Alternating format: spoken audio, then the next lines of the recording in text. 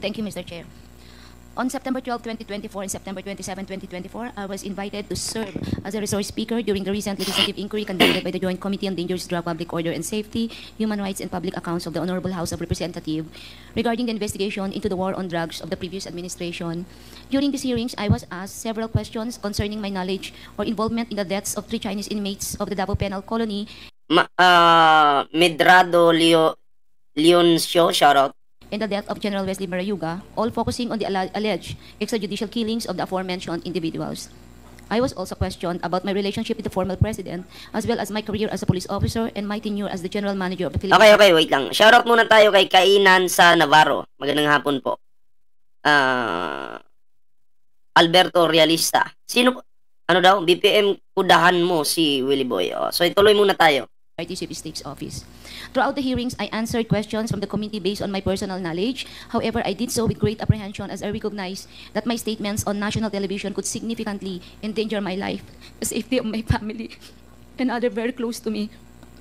After considerable reflection, I am now executing this affidavit to provide a comprehensive information to the Quadcom regarding everything I personally know about the war on drugs during the former administration. On May Ito na 2026, I received a call from the President, Rodrigo Roa Duterte, at approximately 5 a.m. instructing me to meet him at his residence in Toña Luisa, Davao City.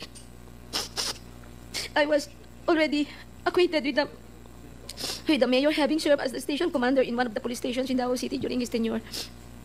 During our meeting, he requested that I will locate a PNP officer or operative who is a member of the Iglesia ni Cristo, indicating that he needed someone capable of implementing the war on drugs on a national level, replicating the Davao model.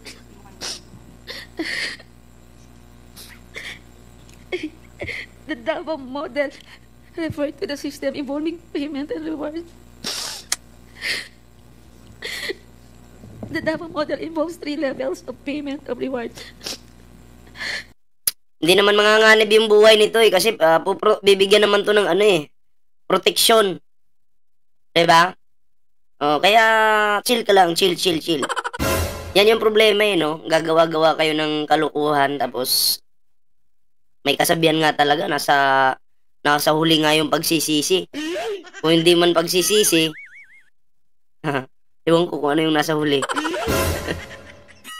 First is the reward if the suspect is killed. Second, is the funding of planned operations. And the third is the refund of operational expenses. Colonel Garma, can you speak louder? I'm sorry, speak closer to the microphone.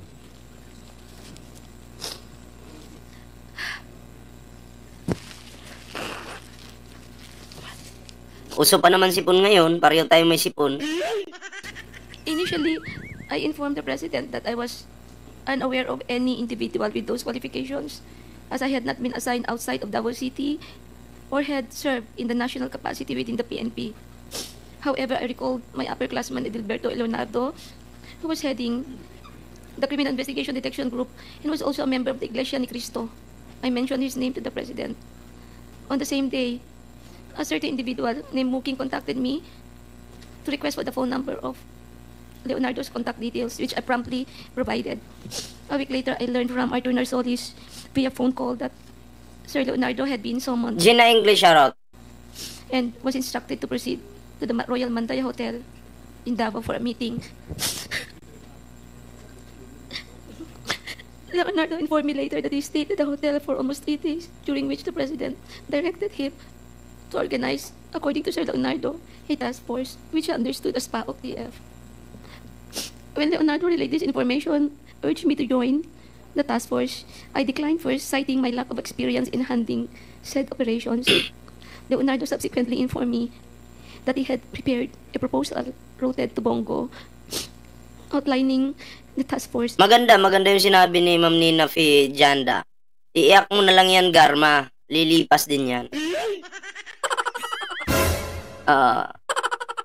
Salamat po kay Jacob's TV Channel, shoutout. At syempre kay Gina Englet, Remy Nufiel, shoutout. Which would encompasses Luzon, Visayas, and Mindanao.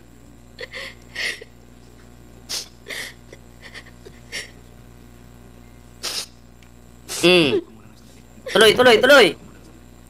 I am afraid of my life in the chair and the life of my relatives and my friends and classmates.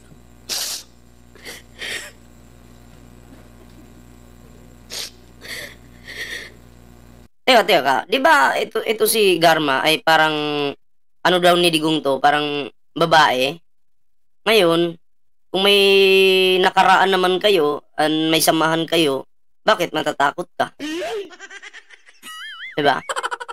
May memories kayo di ba? Kung totoo yung anak nyo, kung talagang may anak kayo, bakit ka matatakot? Sige nga.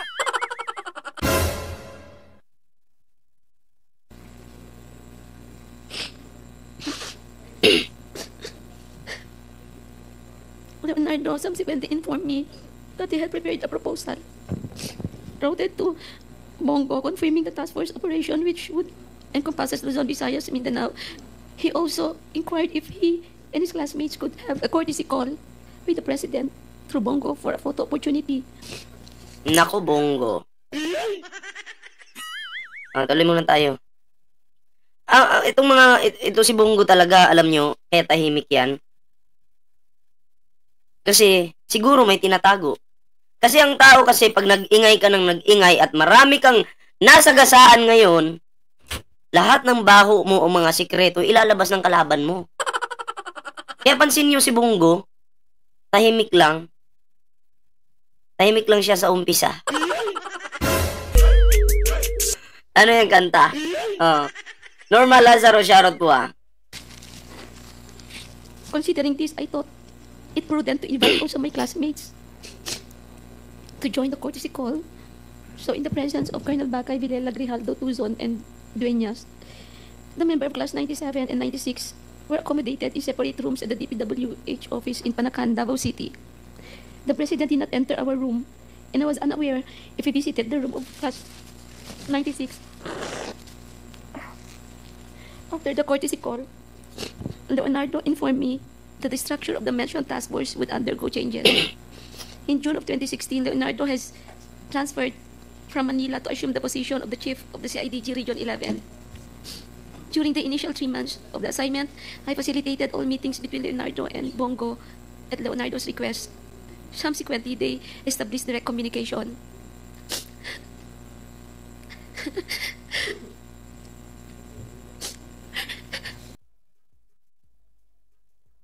Di na niya maintindihan yung nararamdaman niya ngayon kasi natatakot siya para sa buhay niya. Pero nung sila yung nagpapatay doon sa mga bata, ewan ko minor ba yun, isa lang yung namatay. Tapos nagtanong pa to si Garma, sabi, ba't isa lang daw? Ang angas niya noon Tapos ngayon siya parang siya na yung nanginginig sa takot. Garma, kung ikaw man ay nakikinig dito sa channel ko ngayon, tandaan natin, kung ano yung kinuha mo, yun din ang kukunin sa'yo. Kung ano yung iniutos mo dun sa tao para kunin yung buhay nun, malamang babalik yan sa'yo. May mag-uutos din. Tama? Tama yan, Alberto Realista, Garma Karma. Natatakot ka kasi baka mamaya may taong utusan para puntahan ka. Para lambingin ka. Wala Yan talaga yung kasabihan Ano yung kinuha mo? Buhay yung kinuha mo. Buhay din yung mawawala sa'yo. Yun yung masakit na katotohanan talaga. At napakahirap takasan ng ganyang katotohanan.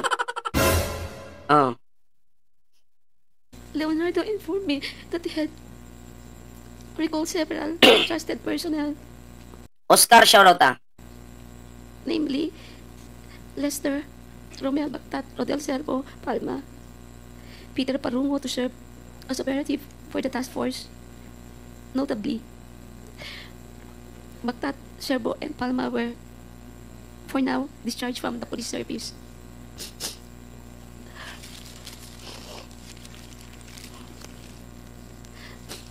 Romel Bactat, Sherbo, Palma were all former police officers stationed at the CIDG 11 office. They were discharged from the service on or about a year ago due to an operation that led to the killing of one individual. Lester Berganyo is a provide citizen, while Peter Parunga was a former detainee of CIDG due to a charge of rape that has been cleared. Romel Bactat, Sherbo, Palma, and Parunga were charged with the task of collecting and verifying informations provided by police officers in the field concerning arrests, deaths of individuals named in the list of drug personalities, and creating summary reports. All of these reports would then be encoded and compiled by Lester Berganyo. The compilation is thereafter elevated to Sir Leonardo, who will decide what level the arrest or killing was and its corresponding reward. Rewards were only given for killings, while for arrests, only for the funding of Copland and refund for operational expenses was given. I saw how these individuals operated when I would visit my friend in CIDG 11. Umiyak ka pa ng dugo, di mo na may babalik yung buhay na kinuha mo. Dapat dito, alam mo dapat may batas tayo sa ating bansa eh. Oh, yung mga nangungurakot dapat ano yan, i-firing squad. Yung mga pumapatay ganun din, di ba? Dapat ganun kaso wala eh. Conveyed that the task force would be structured differently, and that he submitted a document to Bongo detailing the task force operation, including an overview of the current drug landscape in the Philippines. I was informed that the drug structure originated from Bucor, where numerous drug lords are currently incarcerated, and that it has... Oh, ang tatay dugong ninyo nilaglag na. Oh, paano nyo pa yan ngayon? Ano yan? Sabi nyo mabait ang inyong tatay dugong, pero mismo yung kakampi niya nilaglag siya. Oh, ano na? Mga DD sheets. Ano pang gagawin nyo? Pagtatanggol nyo pa rin? Alam nyo, kayong mga bobon DD sheets, pinaglalaruan lang kayo mga dutae. Pinapaikot kayo at yung galit ninyo ginagamit lang ng mga dutae. Mga uto-uto kasi kayo. Di lang kayo uto-uto. Bobo din. Nagpagamit eh. Diba?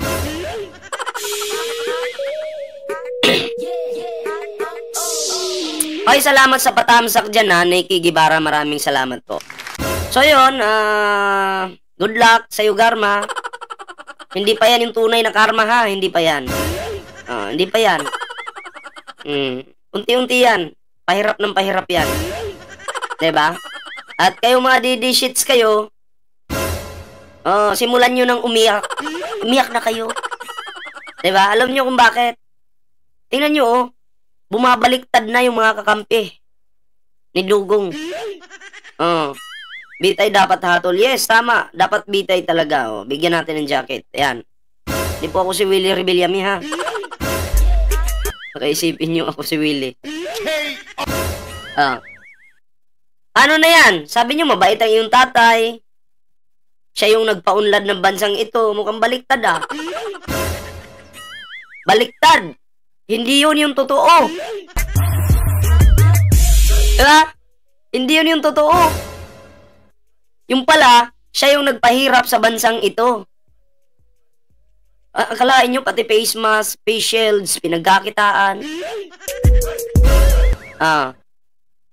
Tapos, mahirap na nga yung Pilipinas noon.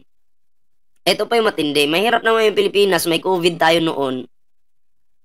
Ang nangyari, ang mahal pa ng pamasahe. Pangulo ka ng bansa, hindi mo alam na nagmahal yung pamasahe. Yung dating 20, naging 300 na. Sasakay ka lang ng tricycle, papuntang kanto, 300 na. Bilang isang pangulo, dapat hindi mo papahirapan yung nasasakupan mo. Kung napansin mo sana noon, bakit 300 na yung pamasahe? 50 lang noon, 20 lang noon. Gumawa ka ng paraan para mapigilan yung mga ganyan. Wala kang ginawa eh. Inayaan mo lang. Wala nang trabaho yung mga Pilipino sa panahon mo. Anong nangyari? lalong naghihirap. Mamamalingki lang ha. Kasi minsan ang pamamalingki, schedule by schedule yan eh. Nakaschedule yan eh. Mamamalingki lang yung isang tao. Sasakay ng tricycle, ang mahal ng pamasahe. Minsan, papunta 200, pagbalik 200. Malapit lang. Wala pang wala pang 1 kilometro. Oh. Lahat naman yata naka-experience ng ganun, di ba? Ang mahal ng pamasahe. Ang mahal ng bilihin. Oh. Pero hindi po sinolusyonan ni Digong yun. Wala. So, good luck sa mga Duterte. I think, iba na yung magiging mayor dyan sa Davao. Ay, nako po. Okay na yan. Iba naman yung maging mayor sa Davao para